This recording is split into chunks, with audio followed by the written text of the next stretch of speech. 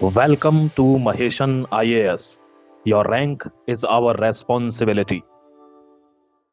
जय हिंद दोस्तों, board of peace की मीटिंग शुरू हो गई है और कोशिश की जा रही है कि जिन देशों का नुकसान हुआ है युद्ध लड़ने की वजह से, वॉर लड़ने की वजह से, उस नुकसान की भरपाई कैसे की जाएगी, उस नुकसान का कंपनसेशन कैसे भरा जाएगा।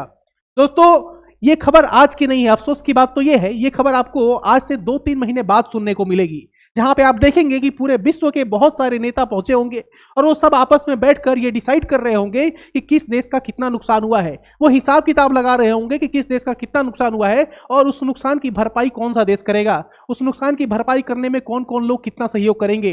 दोस्तों, ऐसी ही कुछ मीटिंग हो रही होगी आज से 2-3 महीने बाद, जब कोशिश की जा रही होगी कि इजराइल, अमेरिका, ईरान के बीच में जो वॉर लड़ा गया, इसका कितना नुकसान हुआ और इस नुकसान की भरपाई कौन करेगा। पूरे विश्व के नेता बैठे होंगे और इस तरह का डिस्कशन हो रहा होगा। दोस्तों, शर्म आती है कि विश्व में यूनाइटेड नेशन ऑर्गेनाइजेशन, इसके जो चीफ हैं एंटोनियो गुटेरेस, वैसे व्यक्ति और वैसे संगठन की होते हुए भी इस तरह की जो चीजें हैं वो बहुत बात देखने को मिलती हैं, जबकि एस्केलेशन से पहले, वॉर लड़ने से पहले ये सारे स्टेप्स लिए जाने चाहिए। दोस्तों, नुकसान की बात यह है, दुख की बात यह है कि इस वॉर से बहुत सारे मासूम बच्चे मारे जाएंगे, बहुत सारे निर्दोष लोग मारे जाएंगे, बहुत सारे सिविलियंस और इनोसेंट पीपल मारे जाएंगे और उन सारे लोगों के लाइफ का जो कॉस्ट है वो ये लोग कभी जीवन में कभी बियर नहीं कर पाएंगे, ये सारे लोग। और ये सारे लोग जो है वो इनोसेंट पीपल के, वो इनोसेंट चाइल्ड के डेथ के, उस बच्चे की मृत्यु के जो है जिम्मेवार यही लोग हैं। लेकिन ये लोग आज नहीं कुछ बोलेंगे, ये लोग 2-3 महीने बाद मीटिंग करेंगे और मीटिंग में जाके ये एजेंडा रखेंगे कि किसका कितना नुकसान हुआ और कौन से देश के कितने बच्चे मारे गए, कितने औरतें मारे गई, कितने जवान मारे गए और कितने निर्दोष लोग मारे गए। दोस्तों, ये अफसोस की बात है, हम लोग कभी भी, भारत जो है कभी भी एग्रेशन को सपोर्ट नहीं करता। दोस्तों, हम कहते हैं कि डायलॉग होना चाहिए, डायलॉग को सपोर्ट करते हैं। हमने भारत पाकिस्तान के साथ, अगर हम चाहते तो पाकिस्तान को कब का खत्म कर दिए रहते, लेकिन पाकिस्तान के साथ हमने हमेशा डायलॉग की नीति रखी है। हमने डायलॉग को बढ़ावा दिया, हमने कहा वार्ता होनी चाहिए, बातचीत होनी चाहिए। वो तो जब पानी सर के ऊपर चला जाता है तो हमें मारना पड़ता है तमाचा, ताकि उसको पता चले कि हम तुम्हारे पापा हैं, है ना, पापा है, ये बताने के लिए हमें मारना पड़ता, नहीं तो वो मानता नहीं है, ये बताने के लिए मारना पड़ता है। तो भारत ने कभी ऐसी, कभी इतिहास में आप देख लीजिए, भारत ने कभी कोशिश नहीं की किसी देश पे हमला करने की। भारत की ये नीति ही नहीं है। जो लोग कहते हैं कि अगर पाकिस्तान और भारत के बीच में जो वॉर लड़ा जा रहा था, अगर उसमें डोनाल्ड ट्रंप इंटरवीन नहीं करता तो न्यूक्लियर वेपन का यूज हो जाता। भारत की क्या पॉलिसी है? No first use. भारत कभी भी न्यूक्लियर वेपन का इस्तेमाल पहले नहीं करेगा, लेकिन अगर कोई हम पर इस्तेमाल करता है तो भारत भी इस्तेमाल करेगा, भारत भी उसका यूज करेगा। उसको सजा के ड्राइंग रूम में रखने के लिए नहीं बनाया भारत ने।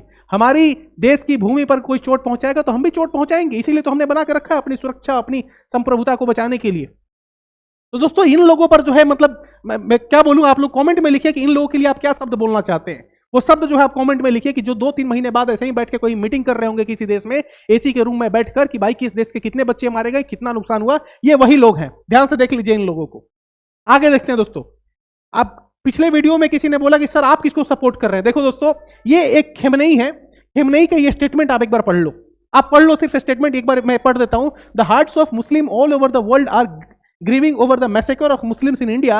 The government of India should confront extremist Hindus and their parties and stop the massacre of Muslims in order to prevent India's isolation from the world of Islam. दोस्तों, ये कमेंट पढ़िए खेमनेई का, और ये पढ़ने के बाद आप खुद विचार कीजिए कि क्या आप इसको सपोर्ट करते हैं क्या। सिर्फ यही नहीं, देखो, अगर मेरा सपोर्ट अगर किसी को जाता है ईरान, इजराइल, अमेरिका में, तो वो तीनों में से किसी को नहीं जाता। मेरा सपोर्ट जाता है भारत को। जो भारत सरकार का स्टैंड है, जो मिनिस्ट्री ऑफ एक्सटर्नल अफेयर्स का स्टैंड है, जो गवर्नमेंट ऑफ इंडिया का स्टैंड है, वही मेरा स्टैंड है। मेरे लिए इजराइल भी वही है, मेरे लिए ईरान भी वही है। जो भारत सरकार कह रही है कि we are deeply concern at the recent development between Iran and Israel, ठीक है, हम कंसर्न, मैं भी हूं। हम किसी को सपोर्ट नहीं कर रहे हैं भैया। We are neutral and we will remain neutral. हमें किसी के साथ जो है जाके, हमें अपने देश से मतलब है। देखो दोस्तों, आप लोग, बहुत सारे लोग कमेंट किए हैं, बहुत सारे पार्टी के बहुत सारे नेता बोल रहे हैं कि भाई मोदी जी गए इजराइल में, इजराइल से जैसे ही आए इजराइल ने जो है अटैक कर दिया। ऐसा लग रहा था कि मोदी जी ने ही कह दिया बेंजामिन नेतन्याहू को कि अटैक कर दो। ये लोग कैसे स्टेटमेंट थे? Indian PM Modi's friend Benjamin Netanyahu has now launched N terrorist attack on India's old friend Iran. Benjamin Netanyahu ने ही सिर्फ अटैक नहीं किया है, अमेरिका ने भी अटैक किया। अमेरिका के लिए क्यों नहीं लिखते ये लोग? अमेरिका के लिए क्यों नहीं लिखते ये लोग? दूसरी बात ये है कि भाई इंडिया के पीएम, प्रधानमंत्री मोदी के दोस्त है बेंजामिन नेतन्याहू, बिल्कुल दोस्त है भाई, क्यों नहीं दोस्त होंगे। लेकिन इनको एक चीज समझ में नहीं आती दोस्तों, आज पूरे विश्व में हाहाकार मचा हुआ है। इजराइल जो है ईरान को अटैक कर रहा है, अमेरिका जो है ईरान पे अटैक कर रहा है, ईरान जो है इजराइल पे अटैक कर रहा है, अफगानिस्तान पाकिस्तान पे अटैक कर रहा है, ईरान जो है सऊदी में, यूएई में, बहरीन में, पाकिस्तान में, काबुल अटैक कर रहा है, पाकिस्तान जो है वो काबुल पे अटैक कर रहा है। इन सारे देशों में जो है हाहाकार मचा हुआ है, एक दूसरे पे अटैक कर रहे हैं, मार रहे हैं, पीट रहे हैं, खत्म कर रहे हैं एक दूसरे को। Middle east and south Asia is under war, ये सब चल रहा है पूरे देश में। भारत के प्रधानमंत्री कहां है आज? भारत के प्रधानमंत्री राजस्थान पहुंचे हुए हैं दोस्तों, और राजस्थान में पहुंचकर वो क्या बांट रहे हैं? जॉब लेटर्स दे रहे हैं। भारत के प्रधानमंत्री को इसमें इंटरेस्ट नहीं है। भारत के प्रधानमंत्री को इंटरेस्ट है सिर्फ भारत में, भारत के लोगों में, राष्ट्र प्रथम, नेशन फर्स्ट की नीति में भी बिलीव करते हैं भारत के प्रधानमंत्री। भारत के प्रधानमंत्री बैठ के ड्राइंग रूम में टीवी पे नहीं देख रहे हैं कि इजराइल ने कितना मार दिया, अमेरिका ने कितना मार दिया, ईरान ने कितना मार दिया, किसका कितना नुकसान। हमको क्या मतलब है भाई? हमारा जो स्टैंड है वो भारत सरकार ने, मिनिस्ट्री ऑफ एक्सटर्नल अफेयर्स ने क्लियर कर दिया कि हमारा क्या स्टैंड है। भारत के प्रधानमंत्री अपना काम कर रहे हैं, लेकिन ये भारत का जो विपक्ष है, ये जो लोग हैं, इनके लिए क्या बोले? ये लोग अपना काम कर रहे हैं। इनका काम क्या है? इनका काम है कि भाई किसी भी तरह कहीं ना कहीं से कुछ भी घुमा फिरा कर, कोई भी बात लाकर मोदी जी पर डाल दो। अरे मोदी जी की वजह से ये वॉर हो रहा है क्या? भारत की सरकार की वजह से ये वॉर हो रहा है? क्या बात है भाई, क्या बात है, क्या बात करते हैं ये लोग? जरा तस्वीर देखें, ये आज की तस्वीर है, 1 घंटे पहले की तस्वीर है। ये बांटी जा रही है, जॉब लेटर बांटे जा रहे हैं राजस्थान में। दोस्तों सुबह में देखो ना, चारों तरफ ये वॉर की खबरें आ रही हैं, वॉर की खबरें। बीच में नरेंद्र मोदी का ट्वीट आता है, क्या आज नेशनल साइंस डे है? नेशनल साइंस डे है, नेशनल साइंस डे का ट्वीट करते हैं। नेशनल साइंस डे का आज एक प्रोग्राम भी होने वाला है, उसमें भी पार्टिसिपेट किया नरेंद्र मोदी ने। हमने तो उतना इंपॉर्टेंस ही नहीं दिया। हमने कहां इंपॉर्टेंस दिया? इजराइल, अमेरिका, ईरान, ये लोग आपस में लड़ रहे हैं, लड़े, जो होगा वो देखा जाएगा। क्या भारत के कहने से अमेरिका, इजराइल और ईरान आपस में लड़ रहे हैं? भारत के कहने से लड़ रहे हैं, या फिर उनका अपना जियोपॉलिटिकल इशू है? उनका अपना जियोपॉलिटिकल इशू है, ये इसमें हमारा कोई कंसर्न नहीं है कि हम अमेरिका को सपोर्ट करें, ईरान को सपोर्ट करें, इजराइल को सपोर्ट करें। मेरा किसी को सपोर्ट नहीं है दोस्तों। और देखो, ईरान के साथ मैंने पिछले वीडियो में बताया कि ऑस्ट्रेलिया के प्रधानमंत्री ने भी सपोर्ट दिखाया, लेकिन ईरान के साथ नहीं दिखाया, ईरान के लीडर के साथ सपोर्ट नहीं, ईरान के लोगों के लिए सपोर्ट दिखाया। अगर हमारा सपोर्ट है किसी को, तो वो है इनोसेंट लोगों के लिए। बिल्कुल, मेरा अगर आप पूछो कि सर आप किसको सपोर्ट करते हैं, बिल्कुल हम इनोसेंट लोगों को सपोर्ट करते हैं। हम उन सिविलियन को सपोर्ट करते हैं जो वॉर के विक्टिम बनेंगे, इस वॉर के विक्टिम बनेंगे, उनको मैं सपोर्ट करता हूं। मेरा सपोर्ट किसी नेता, किसी देश को नहीं है। मेरा सपोर्ट है उन लोगों को, जिस तरीके से ऑस्ट्रेलिया के लीडर ने ये बोला कि भाई ईरान को मैं सपोर्ट करता हूं, लेकिन ईरान के लीडर को सपोर्ट नहीं करता, ईरान के लोगों को सपोर्ट करता हूं। बिल्कुल, हर किसी को, लोगों को सपोर्ट करना चाहिए जो इनोसेंट लोग हैं। दोस्तों आपको एक और बात बताऊं, पूरे विश्व में अभी हाहाकार मचा हुआ है, पूरे विश्व में। अभी हम पे यूएसए ने बहुत सारे सैंक्शन लगाए, ये टैरिफ, वो टैरिफ, है ना, लेकिन उसका असर कुछ ज्यादा नहीं हुआ दोस्तों, असर ज्यादा नहीं हुआ। आपको बताऊं, ये आज की खबर है, ये आज की खबर आप देखिए, ये आर्टिकल आप देखिए। Economy resilient growth 7.8% in December quarter, new GDP series make debut, economic growth at 7.8% in quarter 3। हमारी इकोनॉमी जो है डाउन नहीं है। कुछ लोग बोल रहे थे कि हमारी इकोनॉमी तो गर्त में चली गई है, डेड इकोनॉमी बोल रहे थे। इतनी बुरी परिस्थिति में भी, जहां पे हर तरफ जो है वॉर, सिर्फ वॉर, सिर्फ वॉर, और एक तरफ से टैरिफ का डर दिखाकर हमें रोकने की कोशिश की जा रही थी, ये सब कुछ जो है वो फेल हो चुका है दोस्तों। ये कह सकता हूं कि पिछले क्वार्टर से थोड़ा डाउन हुआ, लेकिन 7.8% का growth rate is not a bad number. ये खराब नंबर नहीं है 7.8% क्वार्टर 3 में। जिस तरीके से हम पर प्रेशर बनाने की कोशिश की गई थी, वो सारे प्रेशर फेल हो गए, ये नंबर बता रहा है। लेकिन दोस्तों एक और बात बताऊंगा आपको, एक और बात बताऊंगा जिससे आप चौंक जाएंगे, ये नंबर और बढ़ सकता है। भारत ने क्या किया है? चेंज किया है। क्या चेंज किया है? बेस ईयर को चेंज किया है। आप पूछ रहे होंगे सर ये बेस ईयर क्या होता है, मैं आपको समझाता हूं। देखो, पहले बेस ईयर था 2011-12, अब जो है बेस ईयर हो गया 2022-23। अब बेस ईयर क्या होता है ये आप समझ लीजिए एक बार। देखिए, सबसे पहले आप समझिए कि जीडीपी क्या होता है। आपको जीडीपी अगर समझ में आ जाए कि जीडीपी क्या होता है, तो बेस ईयर भी समझ में आ जाएगा। जीडीपी का मतलब होता है ग्रॉस डोमेस्टिक प्रोडक्ट, यानी कि सकल घरेलू उत्पाद। क्या होता है? ग्रॉस डोमेस्टिक प्रोडक्ट यानी सकल घरेलू उत्पाद। सकल घरेलू उत्पाद क्या कहता है कि all final goods and services, all final goods and services produced within the domestic boundary of a country, all final goods and services produced within the domestic boundary of a country। इनका जो amount होता है, इसका जो amount होता है उसको हम कहते हैं GDP. The amount of all the final goods and services produced within the domestic boundary of a country is called GDP. For example, देखिए ये हमारा प्यारा भारत देश, और इसके अंदर, इस भारत देश के अंदर जो भी चीज प्रोड्यूस हो रही होंगी, जो भी चीज, मान लीजिए इस भारत देश में क्या क्या प्रोड्यूस हो रहा है, चलो एक कार प्रोड्यूस हो रहा है, ठीक है, पेन प्रोड्यूस हो रहा है, पेंसिल प्रोड्यूस हो रहा है, फोन प्रोड्यूस हो रहा है, ये सब कहां प्रोड्यूस हो रहा है? भारत के अंदर, यानी इस टेरिटरी के अंदर। इस टेरिटरी के अंदर कोई भी चीज अगर बन रही होगी, कोई भी चीज अगर प्रोड्यूस हो रही होगी, तो वो जीडीपी में काउंट होगा। ये तो प्रोडक्ट की बात हो गई। सर्विसेज, बहुत सारे सर्विसेज लेते हैं हम लोग, जैसे मैं पढ़ा रहा हूं आपको, मैं कोई चीज बना नहीं रहा हूं, मैं सर्विस दे रहा हूं। टीचिंग इज अ सर्विस, मैं सर्विस दे रहा हूं, तो उसका कोई पैसा लेता हूंगा मैं, लेकिन आप लोग पैसा नहीं देते हैं, लेकिन पैसा दे सकते हैं। ज्वाइन का बटन दबा के आप लोग मुझे सपोर्ट कर सकते हैं दोस्तों। तो आप लोग, जैसे मैं सर्विस दे रहा हूं, तो सर्विस का भी कुछ कॉस्ट होता होगा, तो उन सबके कॉस्ट को जोड़कर जो अमाउंट आता है उसको कहते हैं जीडीपी। लेकिन ध्यान रखनी है क्या बात, कि ये सिर्फ भारत के बाउंड्री के अंदर होने चाहिए, डोमेस्टिक बाउंड्री के अंदर।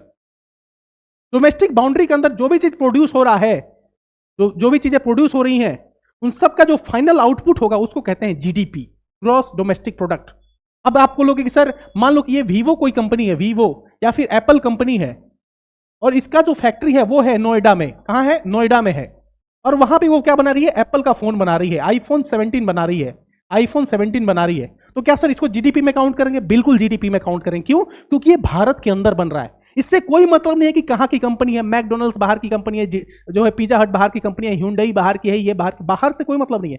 अगर भारत के बाउंड्री के अंदर बन रहा है तो वो जीडीपी है। वो क्या है? जीडीपी है। ध्यान रखना है। कोई मतलब, मान लो कि कोई विदेशी है, मान लो कि कोई इजराइल का कोई व्यक्ति है, इजराइल का कोई व्यक्ति है, और वो भारत में आ गया है, मुंबई में रहता है और यहां पे जॉब करता है टीसीएस में, टाटा कंसल्टेंसी सर्विस में, है ना, टाटा कंपनी में काम करता है, इजराइल का है लेकिन टाटा में काम करता है भारत में रहकर। तो वो जो कमा रहा है वो कहां पे काउंट होगा? जीडीपी में काउंट होगा। क्यों? क्योंकि वो डोमेस्टिक बाउंड्री के अंदर है।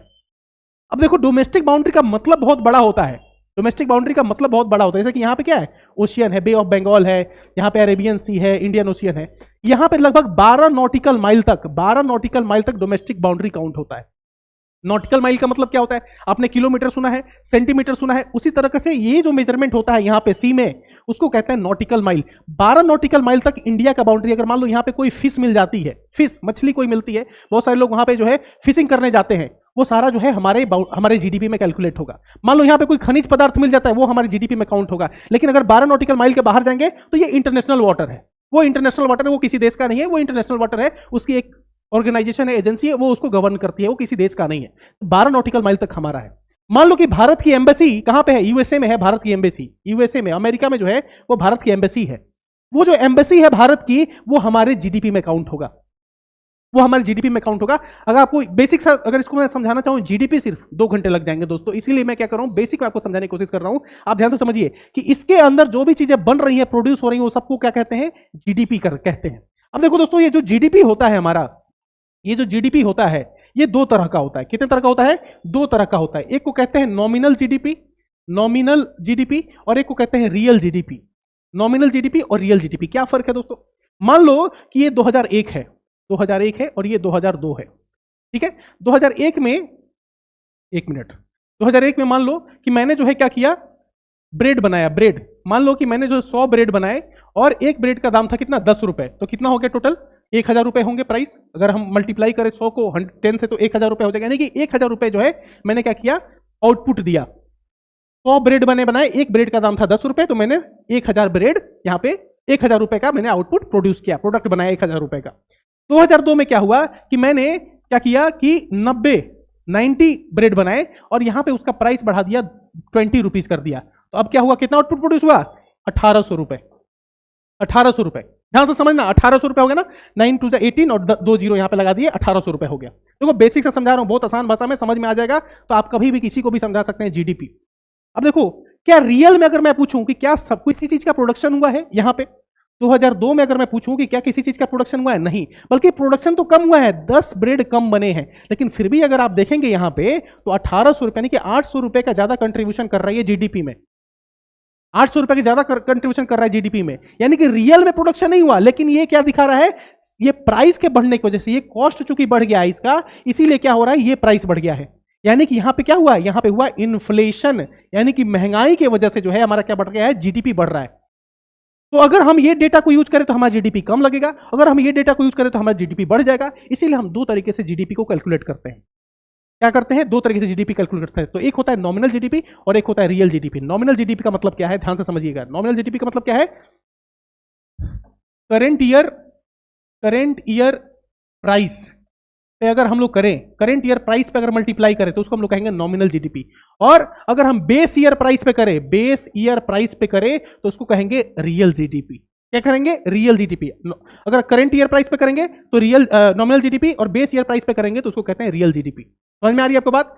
दोबारा से समझो, ध्यान से समझना। यहां पे अगर मान लो कि यहां पे हम लोग क्या करें कि अगर हमको रियल में पता करना है कि सच में हमारा कितना ग्रोथ हुआ है, हम क्या करेंगे, 20 के जगह पे हम क्या करेंगे, 20 की जगह पे क्या करेंगे, 10 से मल्टीप्लाई करेंगे। क्यों? क्योंकि यहां 10 जो बढ़ा है वो तो प्राइस बढ़ा है ना, 10 से तो प्राइस बढ़ा। मान लो कि इस शर्ट का, जो मैंने ये शर्ट पहना है, इसका कॉस्ट आज मान लो 1000 रुपए है, लेकिन अगले साल ये शर्ट जो है वो 1200 रुपए का मिलने लगे, तो 200 रुपए जो बढ़ा है वो क्या बढ़ा है, वो इन्फ्लेशन हुआ है। इन्फ्लेशन तो 1 लाख रुपए की वैल्यू आज से 10 साल पहले थी, क्या 1 लाख रुपए की वैल्यू आज भी उतनी ही है? नहीं, आज वो जो 10 साल पहले 1 लाख रुपए था, आज वो 5 लाख रुपए हो गया है, क्योंकि महंगाई है ना, महंगाई भी बढ़ रही है दिन प्रतिदिन, इन्फ्लेशन बढ़ रहा है। समझ में आ रही है आपको बात? तो ध्यान से देखो, अगर रियल में हमें चेक करना है कि कितना ग्रोथ हुआ है तो हम इसको 10 से ही मल्टीप्लाई करेंगे। क्यों? क्योंकि 10 रुपए यहां पे था, 10 रुपए उसी को रखेंगे तो अब कितना हो गया, 900। ये हो गया हमारा क्या, रियल जीडीपी। ये क्या हो गया हमारा रियल जीडीपी, और ये क्या हो गया, नॉमिनल जीडीपी। अब हमने क्या किया, पहले हम क्या करते थे, 2011-12 को बेस ईयर मानते थे, इसी बेस ईयर पे हम लोग सारा चीज कैलकुलेट करते थे। इसको रिवाइज करके हमने कर दिया है 2022-23। इसको हमने रिवाइज करके क्या कर दिया है, 2022-23। ये देखो यहां पे, समझ में आए? अब देखो, बेस ईयर किसी भी ईयर को ले सकते हैं जो ईयर स्टेबल हो।